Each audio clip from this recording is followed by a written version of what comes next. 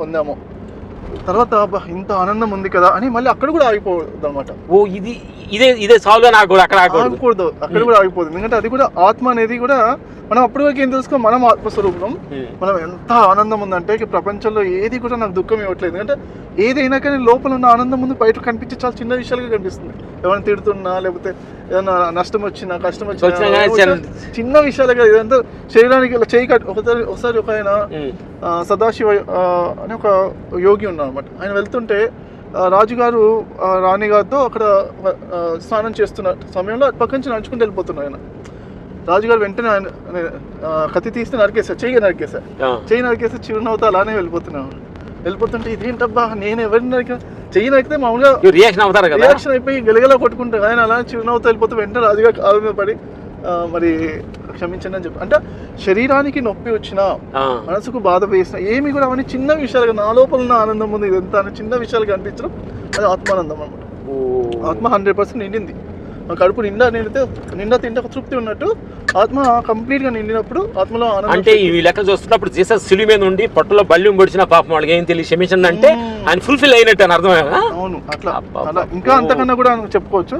ఎందుకంటే చాలా ఆనందం, ఇంకా ఆనందమే ఆనందం. అంటే ఏం చేసినా ఆనందమే ఉంటుంది, తగ్గదు. 100 రంపాలతో వస్తున్న శరీరానికి వస్తున్నా కానీ ఈ ఆనందం ముందు ఈ రంపాలతో కోస్తే నొప్పి చాలా చిన్నది కదా, నా లోపల అంతకన్నా ఎక్కువ ఆనందం ఉంది కానీ అని ఆనందంతో ఫీల్ అవుతూ ఉంటాను. తర్వాత అక్కడి నుంచి నెక్స్ట్ లెవెల్ ఇంకా ధ్యానం చేయాలన్నమాట. చేస్తే అదంతా కూడా ఆనందం, ఆత్మ ఆనందం అనేది నేనేమంటే చర్మం లోపల ఆనందం ఇంకా లోపలే ఉంది, మన లోపలే ఉందన్నమాట. తర్వాత మహదానందం, ఆనందం పొంగి పొడవడం స్టార్ట్ అవుతుంది అన్నమాట. మహదానందం మన శక్తి క్షేత్రం ఆరా, మనం వెళ్తుంటే మన ఆరా తెలుస్తుంటుంది. మనం ఈ కారు అంతా కూడా నా ఆరా ఉంది, కారు బయట ఉంది అలా అనమాట. మన లోపలనే కాకుండా బయట కూడా ఎంజాయ్ చేయడం స్టార్ట్ అవుతుంది.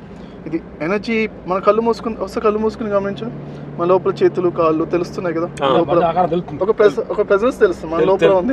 ఒక వైబ్రేషన్స్ కానీ లోపల మనం జీవం ఉంది మన లోపల, కడుపు లోపల, ఛాతీ లోపల తెలుస్తుంది, కాళ్ళ లోపల తెలుస్తుంది. అంటే ఇప్పుడు బయట కూడా తెలుస్తుంది స్టార్ట్ అవుతుంది అన్నమాట. బయట కూడా మన కణాలు వైబ్రేట్ అవుతూ అని ఆరా ఉందని తెలుస్తుంటుంది. మహా అంటాం. మహా అంటే మహదానందం, మహాశక్తి, మహాశాంతి. ఆ మహా అనే పేరు పడతాం. ఎందుకంటే మనం బయట కూడా మన లోపల ఉన్న ఆనందం బయటకు కూడా వచ్చేస్తుంది, చుట్టుపక్కల వాళ్ళకి కూడా రిజల్ట్ వస్తుంటుంది అన్నమాట.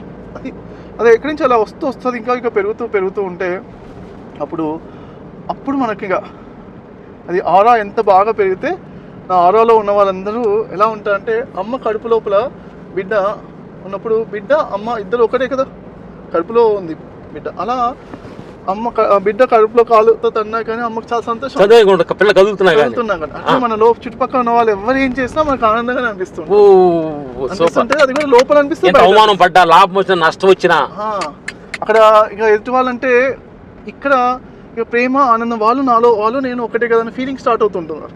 కొంచెం దగ్గర ఉన్న వాళ్ళతో స్టార్ట్ అయిన తర్వాత అక్కడి నుంచి ఇంకా మెడిటేషన్ కానీ ఇంకా శక్తి బాగా పెంచుకుంటే అప్పుడు మన శక్తి బాగా పెరుగుతూ ఒక లోకం వరకు విస్తరిస్తుంది అన్నమాట. అప్పుడు ఆ లోకంలో ఉన్న వాళ్ళందరూ నేను, అంటే భూలోకము, ఒక దేశము, లోకము అందరూ నేనే అని అర్థమవుతూ ఉంటుంది అన్నమాట. చాలా ప్రగాఢంగా అర్థమవుతుంది అన్నమాట.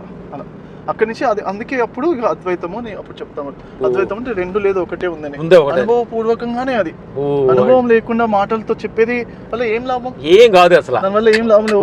మొత్తం డిస్కస్ చేసి ఆర్గ్యుమెంట్, ద్వైతం గొప్ప, అద్వైతం గొప్ప, అసలు అద్వైతం విశిష్ట అని గొప్పగా ఊరికే పోట్లాడుకోవడానికి తప్పించి అనుభవపూర్వకంగా అందరిలో ఉన్నది నేను ఒకటే అని మనం జీవించాలి. అప్పుడు ఏమవుతుందంటే ఎవరు కదిలినా మనకు ఆనందం అనిపిస్తుంది. ఆత్మానందం చేయి కదిలితే మనకు ఆనందం, కదపకుండా ఆనందం. కానీ మహదానందం అంటే చుట్టుపక్కల వాళ్ళు ఎవరు కదిలినా మనకు ఆనందం ఉంటుంది.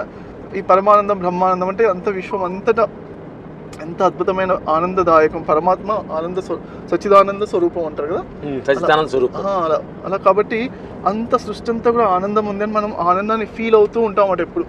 అది అసలైన అద్వైతం. అది అక్కడికి వెళ్ళాలి, అందరూ కూడా అక్కడికి ఆ ఎక్స్పీరియన్స్ పొందాలి అందరూ. దాన్ని అందుకే అంటారు జీవాత్మ పరమాత్మలో లయమవడం అంటున్నారు. దాన్ని ఎందుకంటున్నా అంటే మనము ఎప్పుడు మన చర్మం లోపల మనం ఒక ఆత్మనే కాకుండా అంతా ఉన్నది నేనే అని తెలుసుకోవడం, కలిసిపోవాలి, అనుభవపూర్వకంగా రావాలి. దానికి సాధన చేస్తూ ఉండాలి. అది మనకు వస్తూ ఉంటుంది కూడా. రోజుకి మన అనుభవం పెరుగుతుంటే దానికి మనకు వస్తూ ఉంటుంది అన్నమాట. ఇప్పుడు ఒక యోగి ఆత్మకథ పుస్తకంలో రాశాను అన్నమాట. ఏంటంటే ఆయన అన్ని అనుభవాలు రాసుకుంటూ వెళ్ళి లాస్ట్లో రాస్తారన్నమాట. గురుగారు లాస్ట్లో ఒకసారి నన్ను ఇలా టచ్ చేశారు. టచ్ చేయగానే నా లోపల నుంచి ఒక శక్తి మొత్తం విస్తరించి ఇంకా అంతా నేనే చూస్తున్నాను, మొత్తం గోడ అవతల ఉన్నది కూడా నాకు కనిపించేస్తుంది అని చెప్పారన్నమాట. అలా అలా హింట్గా ఇచ్చారన్నమాట లైట్గా. అలా అంతటి కూడా మనం తెలుస్తూ ఫీల్ అవుతూ చక్కగా ఎంజాయ్ చేస్తూ ఉంటాం అన్నమాట. ఆనందం బాగా పెరుగుతుంది అన్నమాట. ఇది అద్వైతం అనేది. ఇది ఎలా తెచ్చుకోవాలి అంటే నేను ఇదే అన్నమాట రీసెర్చ్ చేస్తున్నాను. ఆనందం ఫస్ట్ ఆఫ్ ఆల్ ఆనందం తెచ్చుకోవడానికి రీసెర్చ్ చేయాలి. ఆనందం వచ్చిన తర్వాత మరి ఈ బ్రహ్మానందం ఆనందం తెచ్చుకోవాలి. ఎలాంటి ఆనందము?